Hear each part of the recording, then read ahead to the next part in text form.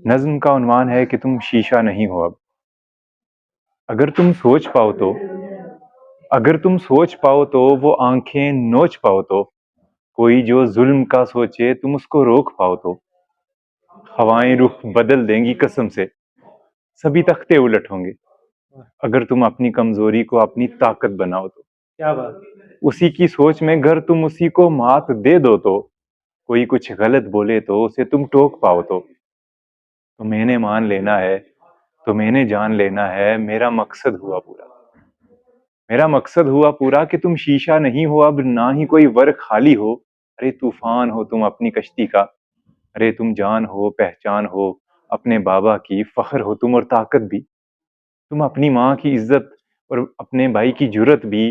سو گر جو سوچنے بیٹھو کبھی بھی زندگی میں تو بس اتنا یاد رکھنا تم کہ خود سے نظریں ملانے میں کوئی جھجک نہ ہو پیدا.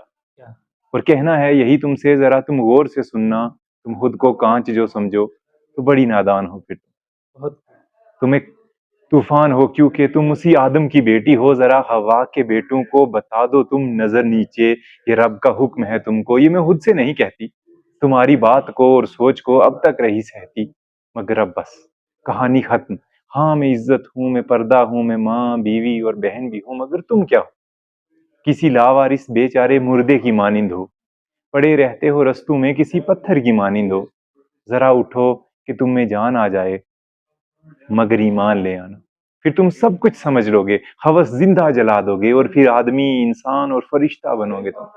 فرشتہ چھوڑو اگر ہم آدمی سے انسان ہو جائیں, فقط اتنی تمنا ہے, فقط اتنی سی خواہش ہے. کیا بات, کیا کہنا.